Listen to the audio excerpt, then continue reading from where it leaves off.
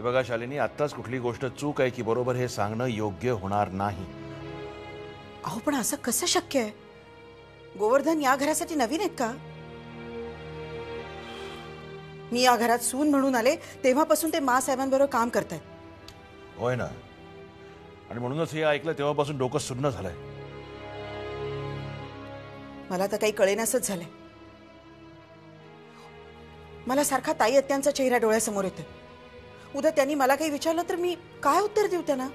बाबा, मी गोवर्धन काकांबद्दल जे ऐकतोय ते खरं आहे?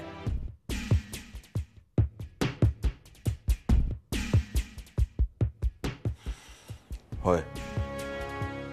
कम ऑन बाबा, अहो हे कसं शक्य आहे?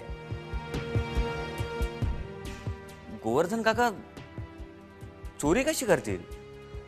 आम्ही हे खरं आहे असं म्हटलेलं नाहीये. म्हणजे तुम्ही आजीला का नाही सांगत?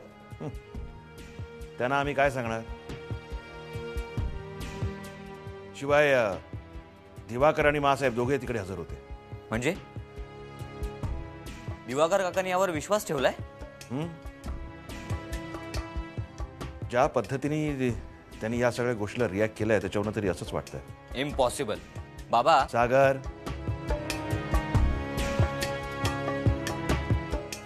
हे निर्णय घाईत घेऊन चालणार नाहीयेत. अहो पण बाबा, गोवर्धन काकांसारख्या प्रामाणिक माणसावर आपण काही नाही बाबा, हे सगळं फार पसरण्याआधी सावरायलाच हवं. मी बोलतो दिवाकर काकाशी, तो नक्की ऐकेल माझं. सागर, तू सागर,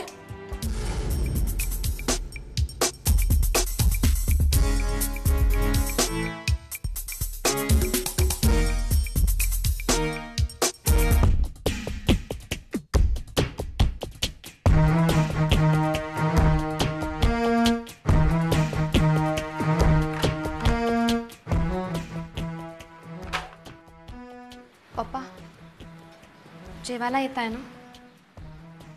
सकाळपासून काहीच खाल्लं नाहीये तुम्ही.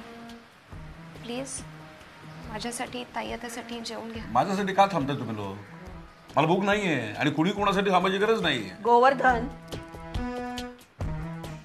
हे बघ, उगीच डोक्यात राग घालू नकोस.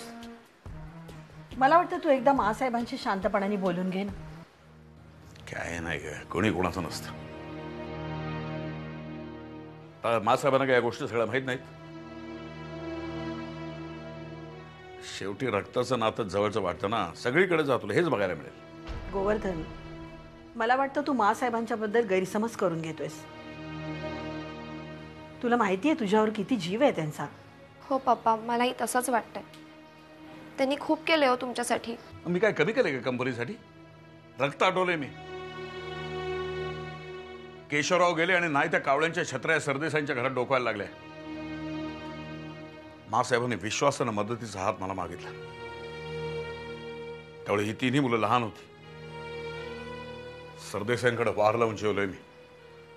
त्या अन्नाला जागण्यासाठी सगळ्या शक्तीनिशी मी मासाहेबांबरोबर कंपनीत उतरलो. वैयक्तिक बाबींचा कधी विचार केला नाही मी त्यात. गोवर्धन, आपण नेहमी चांगल्या मनाने करावं रे, त्याची परतफेड नाही मागू. अगं ताई, कुठं मागतोय मी परतफेड? मला कुठल्याही अपेक्षा नाहीत मासाहेबांच्या आशीर्वादाशिवाय. आणि त्याला जर मी नकोसं झालं असेल तरी मला फोनवर तसं कळवायला पाहिजे की शब्दाने बोलायला पाहिजे होतं. पण मला न सांगता, माझ्याशी न बोलता त्यांनी नोकरीवरून काढून टाकण्याची नोटीस मला पाठवली. हा माझा अपमान आहे आणि याचं उत्तर त्यांना द्यावं लागेल.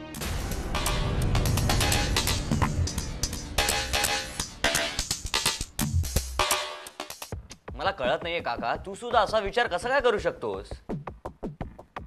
हे बघ सागर, त्या वॉचमननी स्वतः कबूल केलेलं आहे आणि मी माझ्या कानाने ऐकलेलं आहे. पण अशा गोष्टी घडवून सुद्धा आणल्या जाऊ शकतात.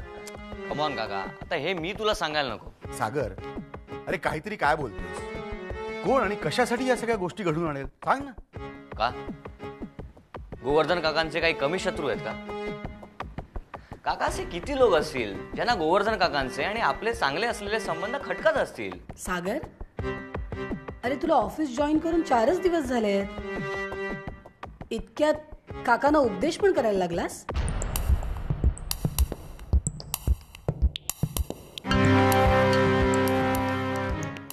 नाही, उपदेश नाही करत आहे. ठीक आहे, तू तरी समजव काकाला. सागर, अरे तुझे काका आता लहान नाही आहे, त्यांना सगळं कळतं बरं का. नाही, मान्य आहे मला, पण गोवर्धन काका. एक मिनिट. तुझे गोवर्धन काका आहेत ना सागर, ते देव नाहीत बरं का, सामान्य माणूसच आहे. आणि साधारणतः जी लोक नोकरी करतात ना त्यांना वरकमाई लागतेच. काकी, एक मिनिट. अहो, ब्रेकफास्ट लावलाय मी. चला, तुम्हाला ऑफिसला जायला उशीर होईल ना.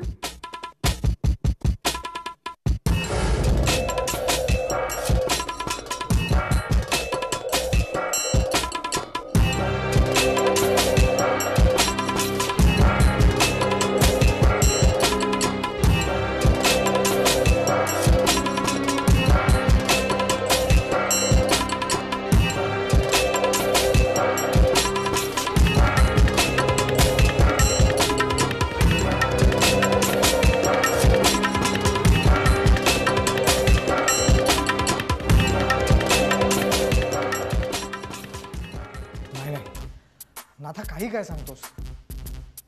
आता माझ्या कानाने मी ऐकलं, ओन इयर्स साहेब असंच बोलत होते. माझा नाही विश्वास बसत. गोवर्धन काका आणि हे असं. नाही काय माहिती का राकेश बाबा, तुमच्या आई म्हणतात ना ते अगदी खरं आहे. काय? या जगात कोणी कुणाचं नाही, ज्याला त्याला आपली तुंबडी भरायची काळजी लागून राहिलेली.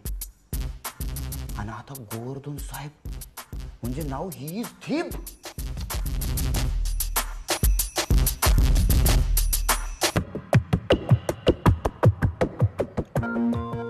होणार निकिता, सगळं काही अगदी व्यवस्थित होणार. अरुण, तुझ्या इतका पेशन्स माझ्याकडे नाहीये हे तुला चांगलंच माहितीये. आणि इतकी वर्ष तो पेशन्स मिळवायचा प्रयत्न कर म्हणून मी तुला सांगतोय. पेशन्स ही एकमेव गोष्ट ज्याच्याकडे असेल ना, तो माणूस या जगात काहीही करू शकतो निकिता.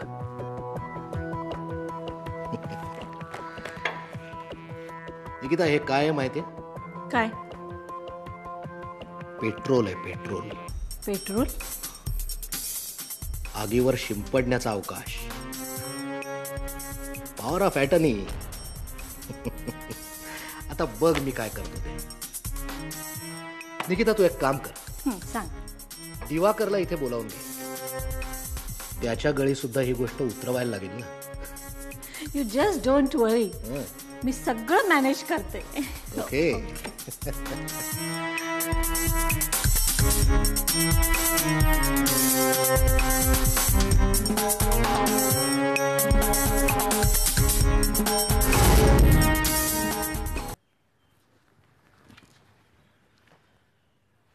राकेश. अरे, आज बऱ्याच दिवसांनी. एका महत्वाच्या गोष्टीबद्दल तुझ्याशी बोलायचं होतं. बोल ना. तुला गोवर्धन काकांचं कळलं ना? हो, नाथा म्हणाला मला. या बाबतीत आपल्याला काहीतरी करायला हवं. आपण काय करणार? असं काय म्हणतोयस तू? म्हणजे गोवर्धन काकांनीच हे केलं यावर तुझा विश्वास आहे? नाही, पण सागर, जर आजी आणि पप्पाने हा निर्णय घेतला तरी हे खोटं आहे. हो, पण मग खोटं असेल तर कोणीच काही करू शकणार नाही ना. नाही, कोणी काही करण्याचा प्रश्नच नाहीये. मी तुला असं सांगतोय की आपल्याला काहीतरी करायला पाहिजे यात. सागर, गोवर्धन काका असं काही करणार नाहीत याबद्दल मला देखील पूर्ण खात्री आहे. पण तरी देखील आपण ऑफिसच्या कामामध्ये आणि एकंदरीत व्यावहारिक गोष्टींमध्ये किती इंटरफिअर करावं याला देखील काही मर्यादा आहे. आणि मलाही हे योग्य नाही वाटत. नाही राकेश, आता आपण एवढे लहान राहिलेलो नाहीये की या गोष्टीत काहीच बोलू नये. हल्ली ऑफिसला जायला लागल्यापासून तू खरंच खूप मोठा झालायस. पण माझं तसं नाहीये ना. एनिवे, मला ज्योतीला भेटायला जायचं. I am getting late. See you.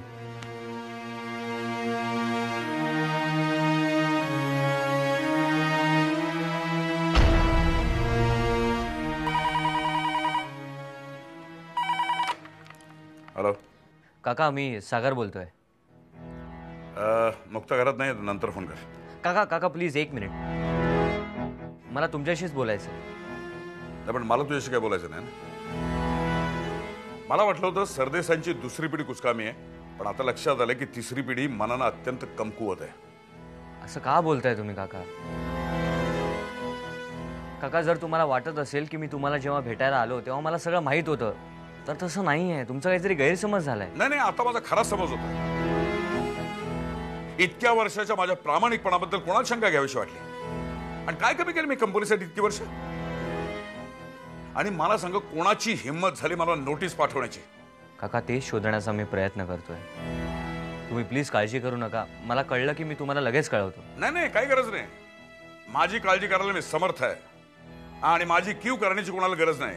Rather Sardesai घराण्यामध्ये एवढा कोणी स्ट्रॉंग नाही की ज्यांनी माझी काळजी घ्यावी. पण ज्यांनी कोणी माझ्या विरुद्ध खेळी खेळली आहे त्याला मी सोडणार नाही, एवढं लक्षात ठेव.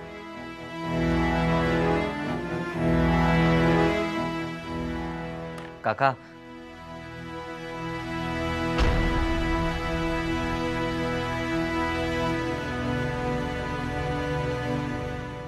वैजू प्लीज जरा डोकं शांत ठेव आणि मी काय सांगायचा प्रयत्न करतोय ते समजून घे. मग इतके वर्ष काय केलंय मी? सांग ना, काय केलंय? वैजू तुला काय मिळतं का दर वेळेला माझ्याशी असं बोलून? हाच प्रश्न मी तुला विचारते पद्माकर. तू कधी आम्हाला आपलं मानलं नाही, या घराला आपलं मानलं नाही. आम्हाला आपलं मानलं असतं तर असं वाऱ्यावर नसं सोडलंस तू. वैजू तू एवढ्या मोठ्या कंपनीचा मालक आहेस, तू एवढे दिवस पैशाची सोय नाही करू शकलास? वैजू तुला वाटतंय तितकं सोपं नाही आहे हे. काय कठीण आहे त्यात? सांग ना, काय कठीण आहे? एवढी मोठी कंपनी सांभाळतोय, साधे 50 लाख नाही उभे करू शकत तू? वैजू तुला जर असं वाटत असेल ना की मी काहीच करत नाहीये तर हे माझं दुर्दैव आहे. ओके, मी फोन ठेवतो, नंतर बोलेन.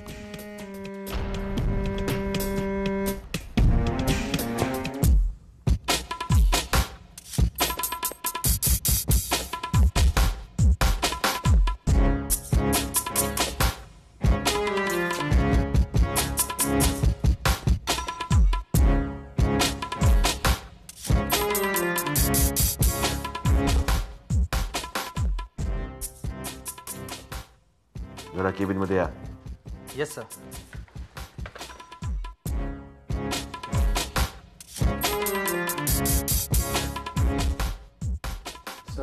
हा या. त्या बागवेचं काय झालं? नाही सर, त्यांच्या घरचे तेच उत्तर देत आहेत.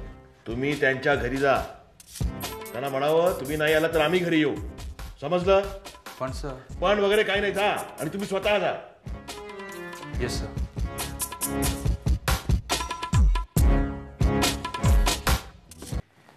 नाही काही विचार नका अरुणराव. इकडे ऑफिसमध्ये सगळा गोंधळ चाललेला आहे. कोणाचा पायपूस कोणात नाहीये. हां, माई येत नाहीत ऑफिसमध्ये, त्यामुळे सगळी अर्थहीन धावपळ चाललेली आहे.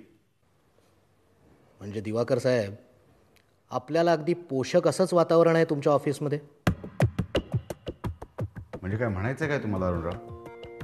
हो, असं काय करताय दिवाकर साहेब? तुमच्या ऑफिसमध्ये सगळं काही सुरळीत नाही आहे आणि तुम्हाला निर्णय घ्यायला खूप त्रास होतोय. हे जाणवल्यानंतर मगच आईसाहेब पॉवर ऑफ अटर्नी देतील ना तुम्हाला. दिवाकर साहेब, सोन्यासारखी संधी चालून आली आहे. आणि काय आहे ना, काय काय गोष्टी येतात ना कानावर. कशाबद्दल बोलताय तुम्ही? नाही म्हणजे मी हे बोलायला नको, म्हणजे बरं वाटत नाही हो बोलायला, पण सांगतोच. आपले वडील बंधू म्हणजे त्यांचं कॅरेक्टर काही फारसं स्वच्छ नाही आहे दिवाकर साहेब. नाही म्हणजे चांगले असतील, एक व्यक्ती म्हणून, एक भाऊ म्हणून खरंच चांगले असतील, पण दिवाकर साहेब, या छंदी-फंदी माणसांचं काही सांगता येत नाही हो. म्हणजे तुमच्या लक्षात येतंय ना मला काय म्हणायचंय ते?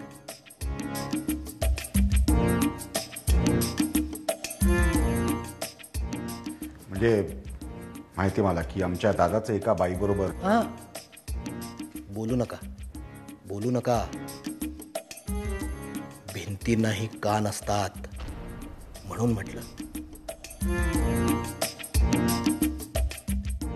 तर दिवाकर साहेब, मुद्दा असा आहे की या लहरी माणसांचं काही सांगता येत नाही हो. म्हणजे एखाद्या बाईपायी उद्या सगळं फुंकून बसले तर, म्हणून आपणच सावध राहायला हवं, नाही का?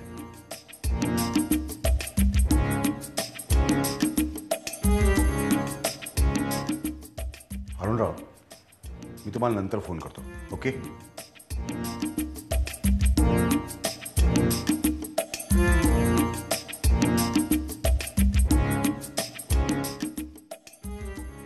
सर. हां ये. आय एम सॉरी, तुला लंच ब्रेकमध्ये बोलावून घेतलं. It's okay sir. I am sorry, तुझं नाव काय? Anand Joshi sir. I am Sagar. Hello sir. तुला इथे जॉईन करून साधारण किती वर्ष आली? 1.5 वर्ष झाली सर. म्हणजे तुम्हाला सिनियर असतात. मग मला सांग आनंद, गोवर्धन साहेबांबद्दल तुझं काय मत आहे? खरं सांगू सर? येस ऑफकोर्स, खरंच सांग. म्हणजे तू खरं सांगितलंस तर मला त्याची मदतच होईल. 2 शब्दात सांगायचं गोवर्धन सरांबद्दल तर अत्यंत जिनियस आणि प्रामाणिक माणूस. Genius I can understand.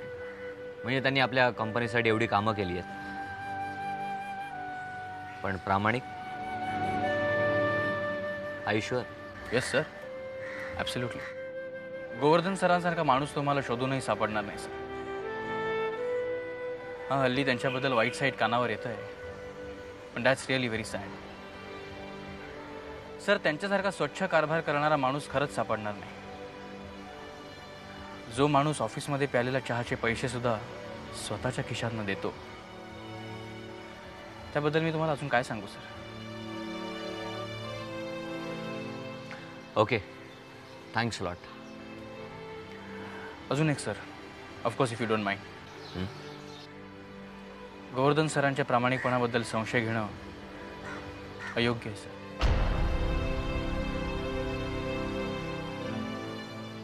Nice meeting you. The pleasure is mine sir. आणि प्लीज मला सागर म्हण, सर नाही. राईट सागर. येऊ? या.